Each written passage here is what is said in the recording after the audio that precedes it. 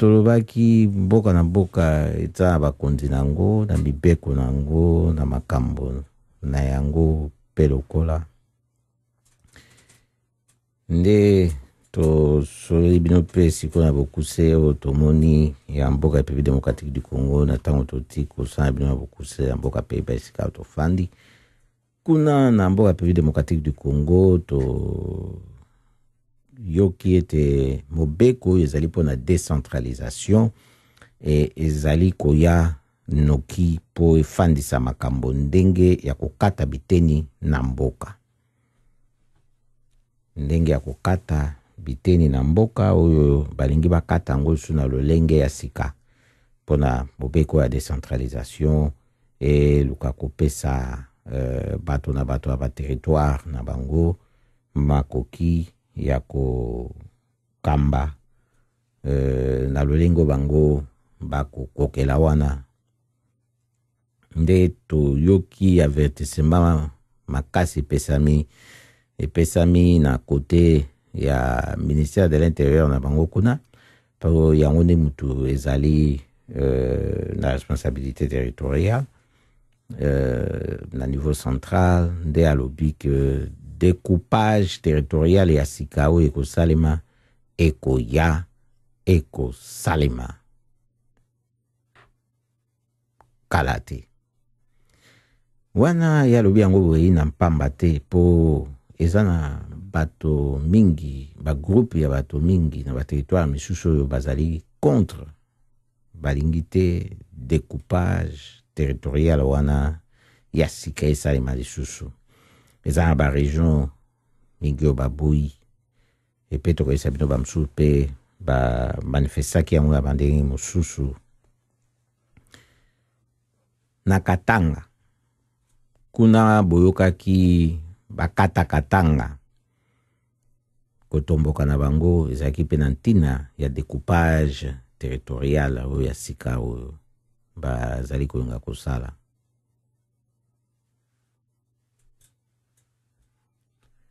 nde mokolo ya le 23 mars oyo eleki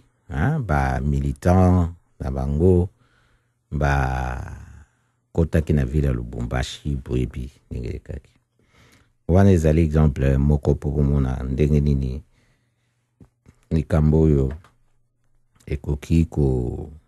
komema bato nde tokoyesa bino na radio Lisanga mpona koyeba oyo ezali likambo ndenge esalemaka na niveau administratif ezalaka bato bakomona yango simple bazomona yango très simple koloba ete territoire oyo ekomi boye oyo tokati yango boye oyo topesi yango kombo boye oyo kasi sur le terrain na vie ya bato wana ezalaka likambo nene epe mpona koassure lisusu gestion na yango ezalaka mpe lisusu kilo mingi po bato bakanisaka na lombango soki bakati mboka na biteni ya mike ekomi pepele mpona kogere mboka wana po eza na biteni mike kasi tomituna tokoyebisa bino po oyo eza likambo monene oyo ekomema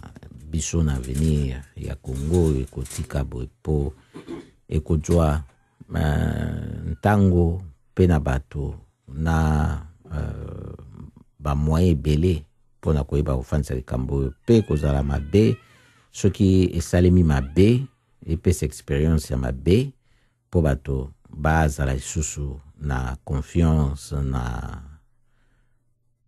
na décentralisation ya lolenge oyo te esengeleki kotala na ino po eza mpe deja na baniveau oyo neti ya bacommune oyo esengeli eza gere na babourgmestre ya bacommune wana ezokende ndenge nini pouvoir central ye moko nanu po tokende nanu te na bapouvoir oyo ya mike oyo basi bapesi na bato mosusu po bakoki oloba ete na ntango loi ya décentralisation esofandisi makambo yango malamu te tokani mpe na malamu te ndenge ya kokabola bomengo bozwi yango ekosaka ete moyen ya kotambusa mboka malamu na ndenge longo baneze te kasi pouvoir central oyo ye nde azali na makoki na nyonso wana ayebi ndenge ya kokende na mboka motuna pamba te koluka kodecentralize ezali te mpo okoki te kogere pouvoir na niveau central nde okata yango na biteni ntango ekoma moke mpo ekoma pepele mpo na bagere yango okosambwa mpe omoni bana ntango bagere yango na mike malamu bayangani yo moto ya central parce que oyi na makasi te oyi pepele oyi bebo oyi mpamba yango na notion oyo ezalaka malamu yambo ya kokende na lombango na décentralisation ya makasi boyi kokata mboka na biteni esengeli yo pouvoir central ozala na makasi ozala na makoki ya kotambusa mboka na yo mobimba na ntina ya koluka kokoma penepene na bato oyo ozali kokamba kokoma penepene mingi lisusu koleka nde okoki komema décentralisation po bapouvoir oyo ya biteni mike oyo ezali mpenza na baterritoire ya mike mpo na bato wana direct ezalaka penepene mingi na bato soki ezali na ntina wana okolongo bana mpo bato yango wana bapouvoir oyo ya mike oyo kopesa wana ya baterritoire ya mike bakozala na botosi na yo mpo bayebokasi bwa yo opesi bango te mpo yo impamba yo okoki kokamba te kasi opesi bango lolenge wana mpo basalela bato mpene na bango mpenza oyokani na bango lolenge kani bokosalelaka makambo wana ezali likambo ya motuya mpo bato ntango batalaka ata likambo ya fédéralisme ezalaka décentralisation te na fédéralisme komona ete yango ekomema biso mpenza na solution eyebe lolenge wana na ntango tofandisi pouvoir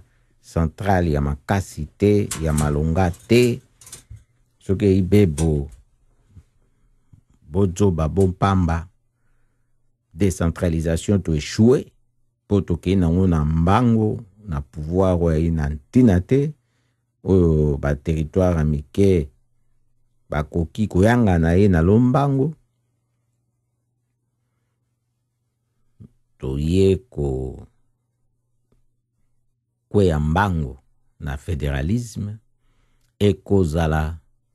occasion monene ya séparatisme po baoyo bakoluka nalingi te nabangisa bino koloba likambo ya balkanisation po bobanga naza contre décentralisation te ezali ndenge natalisi bino badanger wana oyo ekoki komema soki pouvoir central aza makasi te risque ya kokweya na likambo lokola balkanisation séparatisme sécessionnisme ekomaka monene mpe réussite nango ekomaka na chance ya monene parce que l'état central aza makasi kointervenir te epe na ntango aza eloko mpe ya kopesa bato wana te ata lokola barichesse mosusu ya minene ya sous-sol soki yango ezouta na baprovince mosusu ezoya koalimente caisse centrale ya l'État et soki l'État wana ye moko ayebi nanu kofandisa pouvoir na ye na ndenge elongo bani te ya centrale azala pe présent eh ben ntango sikoyo adwi akaboli biteni ebele apesi bato makoki makasi mingi koleka eh ben bokoko devine suite ye nde yango ezalaka boye sengeleke ye l'État akola akoma mokolo à atteindre âge ya maturité akoma mûr nde na ntango wana akoka ko mandate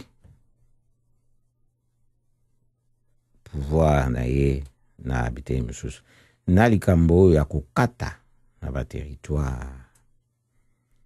kobandela toyebi yango eza likambo ya lelo te eza peka likambo etali mboka ya République démocratique du Congo yango moko te na bamboka mingi esalemaka ata na mboka Pays-Bas awa tozali basala mpe likambo décentralisation makasi awa bakomi sikoyo kozonga lisusu na centralisation ya pouvoir parce que crise économique pour la décentralisation nde nalobaki likambo pe ya mbongo ba moyen faut ezala pe belé pour appareil à l'état ekomaka multiple ndenge ekomaka multiple wana ba administration ekomaka ebele tant ce komaka pe ba administration parallèle o ndenge bakolobela likambo ya ba guichet ya ba douane ya ba taxe kuna na Congo ke ba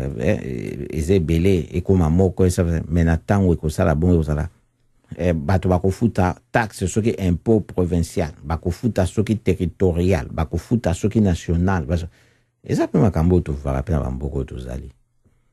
mais ezala pe na misala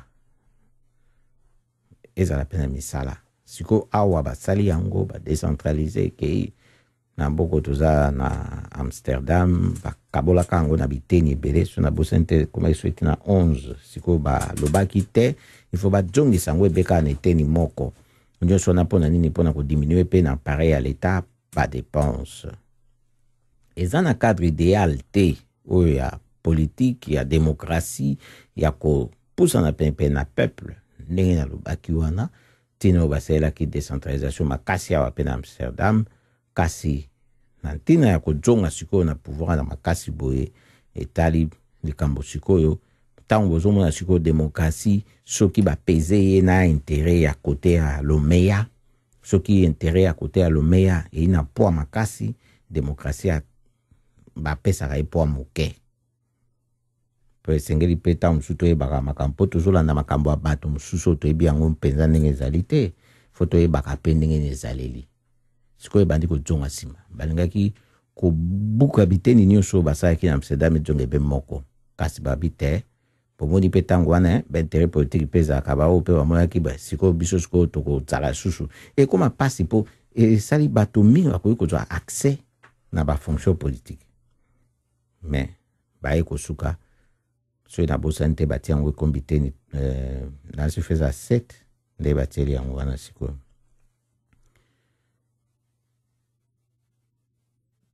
wana eza po akotalisa kan exemple parce que même na niveau ya province bazali komeka kosala ba province mosusu efusionné ekoma province moko ya monene bon omoni ba découpage territorial yango wana sikoyo place oyo nalingaki susu na talisa likambo susu omoni bango awa ndenge bazali baza pe na babikolo mwana so te bato neti ya Friesland baza bato Brabant baza so oyoki mpe bazoba mpe néerlandais na bango kabaka te nga nazoba kifres oka bazoba eza mpe mwa nde mosu eza bamo mosusu na néerlandais eza te mais soki otali bakote misusu identité wana ya appartenance na territoire na bango na ba culture ba coutume banini ezalaka mpenza te alors ba découpage wana administratif ezalaka mpona bato bafandi wana ezalaka nango mpena na baconséquence mingi te bazokata nde bazokatela wana parce que bon eza kaka ndenge kasi na ntango oyo eza na monoko oyo bato bazoloba oyo eza ya bango bayebi ke batikala kofanda na territoire wana bango wana lelo oyo ye elobi nga leta ekele leta nga leta ekele leta oyo akundaki bato te asungaki bato na maladi te bakelasi ya bana te oye kaka takaboli bino ya territoire bino bokomi soki ta mosusu bazalaki basuku bino bokomi basukulungu bao batikali basuku ntando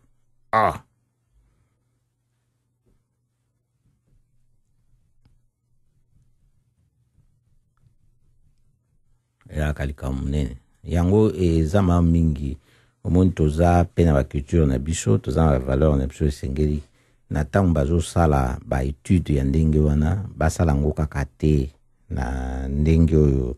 tozomona baplace mosusu bazosala badécoupage na bango bongo esengeleki ta mosusu koluka komema bato na niveau moko oyo attachement ta mosusu na balimite territoriale interne ezala su makasi te donc balimite oyo ya baregion ya banini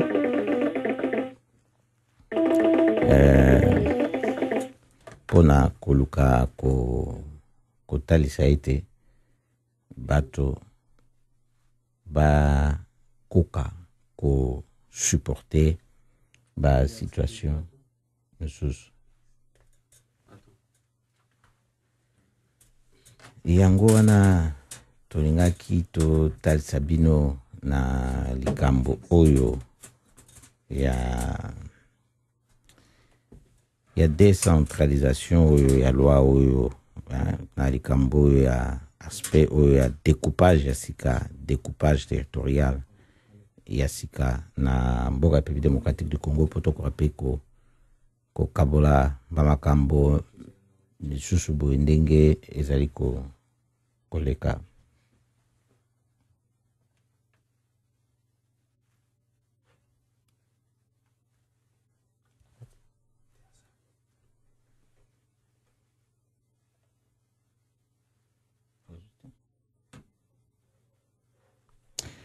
bandeko balandi radio lisanga tozwaki appel moko ekotaki awa na appel moko ekotaki awa kasi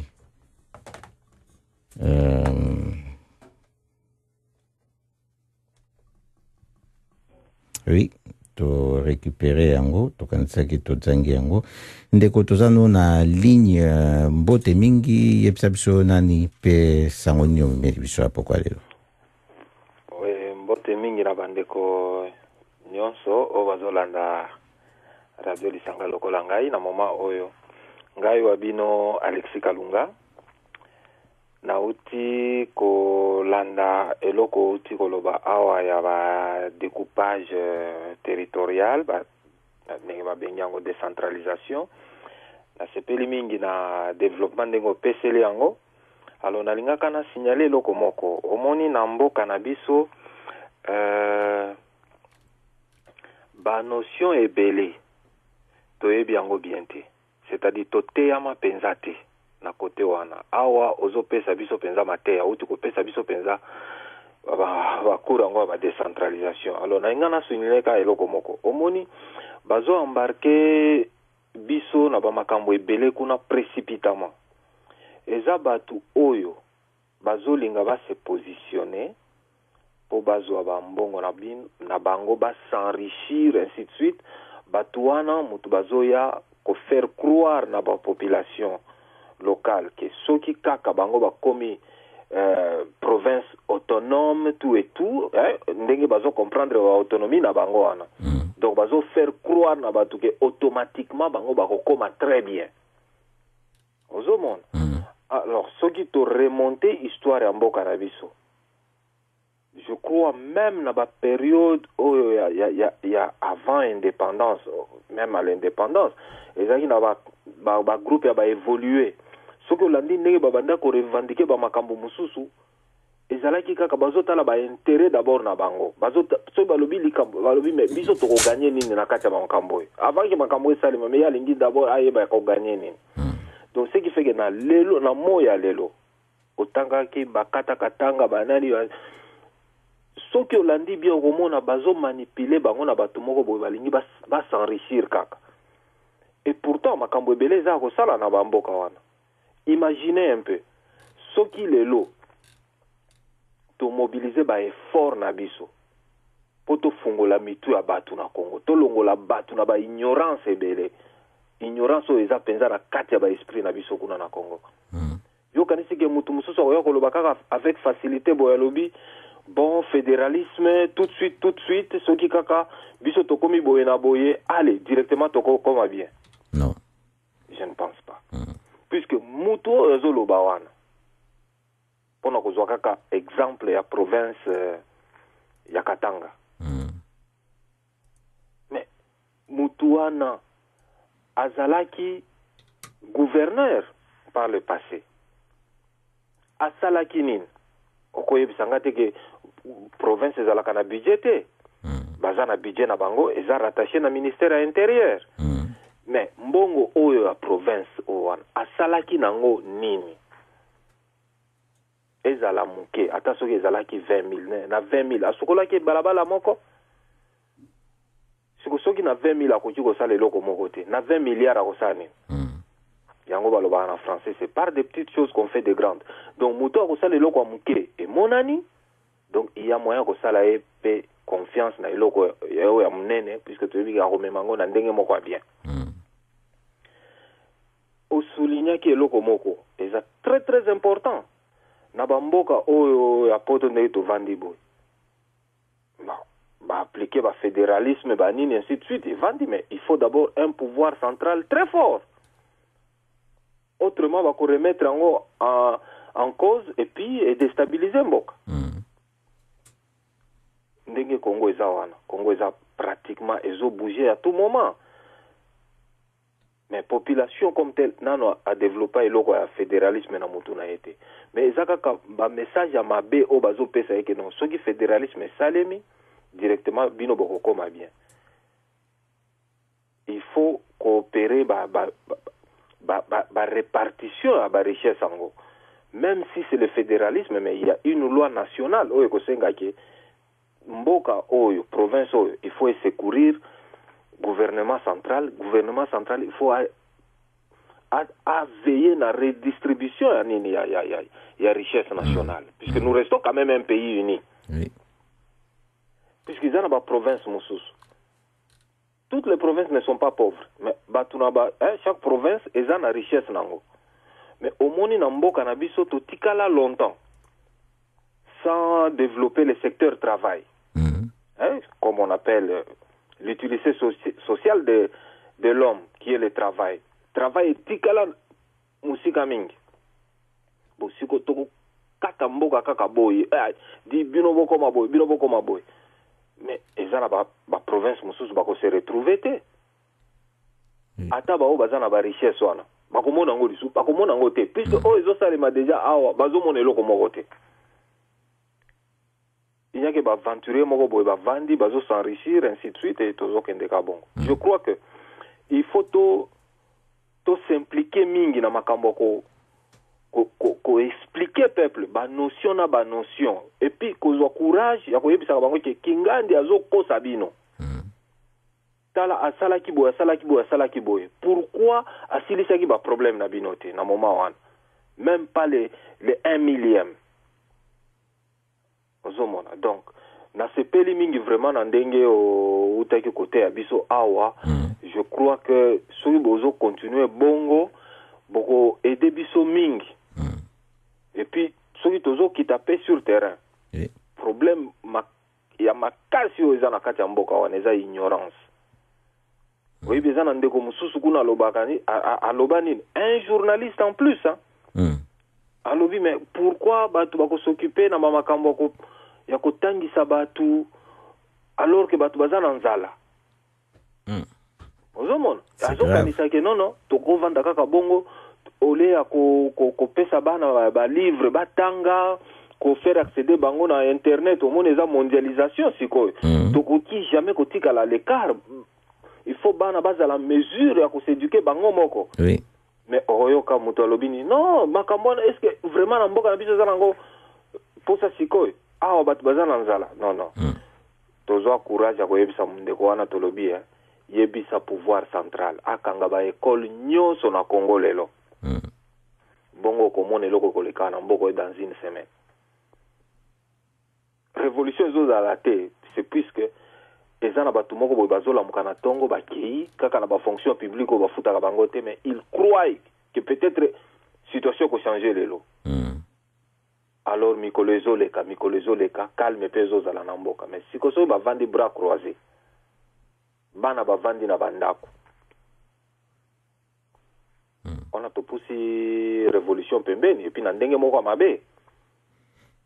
Oui, effectivement, na ndenge moko mabe et vous en ndenge moko mabe. Oui. Ya vraiment. Et vous en ndenge moko mabe. Ma casse. Donc j'espère que il faut to s'impliquer dans makambo kolongo la peuple na kati ya ignorance. To te akabango malembe. To s'impliquer de telle sorte que plus batu bakolongo na ignorance au komona batu bakobanda ko développer même l'esprit d'entreprise. Et ça processus omoni ah na bamboko to vendre o tanga boy omoni ba statistique ah lelo bana na depuis telle période bana bazo si ça ba université bazo travailler pour leur propre compte. Qu'est-ce que cela veut dire? À comprendre kaka ki à monter loko boy à salier moko à monter loko boy à salier à mi pesi moko musala mais na mboka na biso pe eloko ne ko salem. Alors qu'est-ce qu'il faut faire? Il faut to meka ko la musabana ko éduquer bango ko pesa bango information ezozanga. Omonite na ndengo zolo ba likambo eza pena na importance munene ya même pe na cadre pe ya décentralisation na cadre niyo surtout pour na éducation enseignement instruction ezeloko munene siko na tango yo ba misusu bazo sala ndenge otolo ba bakolo bateza na tinate ya kotangisa bato ya koyebisa bato makambo ndenge ezali baza kodwa ba place ya ba mindele ndombe te oyo ndenge salamaka na tango ya colonisation baluki ba garder ba soi-disant coloniser bazala ba joba ba makambo pensate bien que ba msupe ba tsoki ba formation objectif na bango yango wana oui. Bako mema bato non décentralisation bako koma bien bato bako koma bien bato batangi te bazana eloko moko te na mutu siko suite bako se retrouver na makambo ndenge et pourtant décentralisation d'accord siko secteur na secteur siko bato il faut basala quand même isala finalité yango wana bekole ezali wana ba former bato combien bato bakende ko kozwa kaka mbongo pa l'état boy. Il faut mutu na mutu asala na secteur na ye ko réhabiliter nanu utilité sociale de l'homme qui est le travail province par province selon ndenge ba besoin za sur terrain mais nyonso eza kaka ko sala na mboka wana ndeko na ngai. Donc il faut vraiment qu'on insiste décentralisation oui mais pas tout de suite. Il faut d'abord un pouvoir fort, un pouvoir responsable central très fort et puis si déjà ma grande ligne il y a politique nationale de telle sorte que ceux qui décentralisation ils ont s'impliquer déjà dans makambo basi ba tracer ba ligne pour ba memango siko au plus près de la population. C'est en fait cela au plus près de la population pour que tokende liboso au signaler que les sous avec ba crise auto connaître batu balingi lisu bazonga na état unitaire. Oui. Pourquoi? Puisque ma administration est belée. Il faut comprimer un tout petit peu, dépenser à la mouke pour nous relancer les sous ba makambo. Maintenant biso kuna to vivaka déjà na crise ya bandaka. Ya libela. Elinge bima libandi. Bon, siko to ça bon. To continuer ka bongo? Non. Je crois qu'il faut toter ananu batu. To ebisa bango décentralisation ekoyaka kaka. Ce que tu as vu comme exemple à Gabriel. Gabriel abanda kosenga décentralisation wana fédéralisme na ye mais l'air balobi basala fédéralisme siko bakata mais na kati kaka katanga wana akoma ikoboya lisusu fédéralisme pourquoi puisque ye pe fazonga na kwena ye oya se réclamaka kwena ye siko atali na kwena ye cuivre ezati cobalt ezati uranium ezati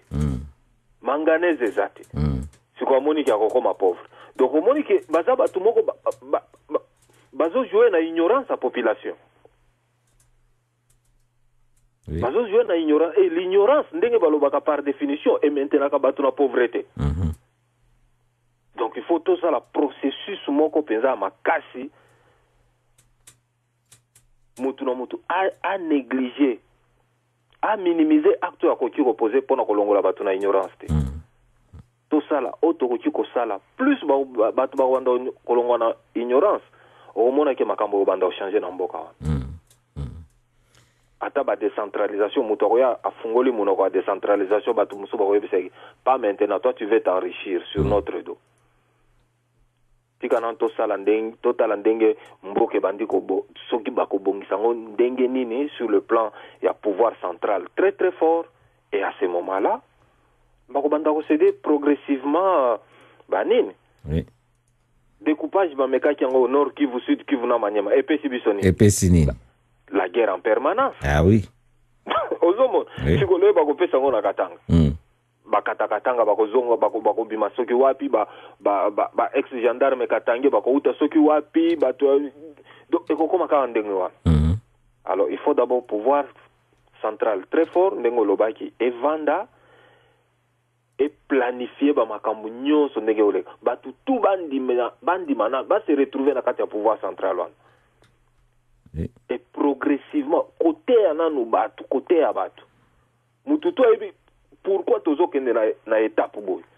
il faut pas ezala kaka privilège ya poignée moko boya batu non il faut ezala penza information moko batu tout ba ebi yango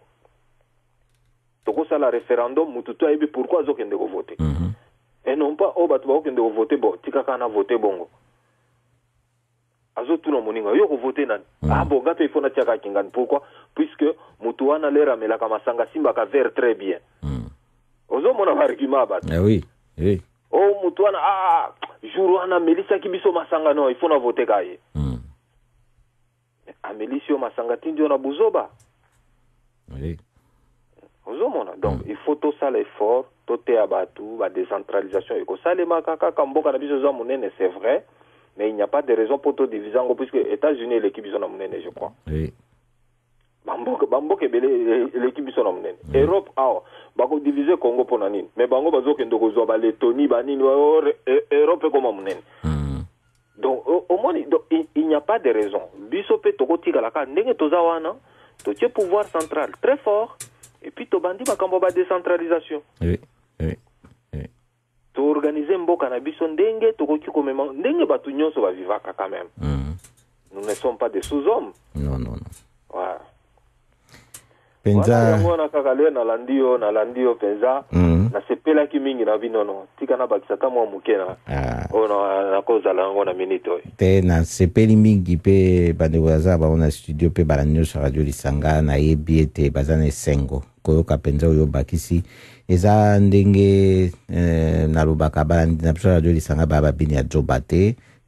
ngai na pesa ki bango kwanga na zalaki kosisa nano kobongisa mesa te yo penza yo yebaki eloko ni esengeli ki balia nango kwanga wana ndo yekopesa bango yango balia kwanga pamba te penza na sepeli mingi penza mbote mingi na lisusu na bandi tokozalaka na yo tango mingi na radio lisanga ya kalisusu nakoya mikolo tokolo batala na prometaki ki tokoya kolobela ta makambo ya organisation bon tozoki mwa mikakatano muke yango esalaki ke moyena ya ezaki te mena kansi mikolo yo okomona kaka na signaler bino ke non nakozala na bino ou bien nako intervenir kaka rapidement boye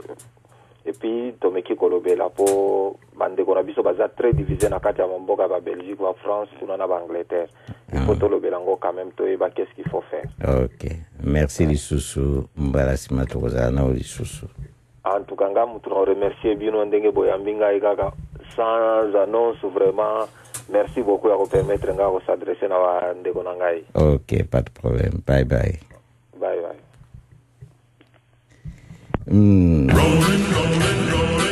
Wawina ndenge nini kasi pesa malosako na balandi radio Lisanga. T'es vraiment très chers amis de la radio Lisanga. De partout, la paix soit notre pain quotidien. Donc voilà, tout ça un système même koloto, lura, otimo la makelele. Donc voilà quoi. Il y a solo système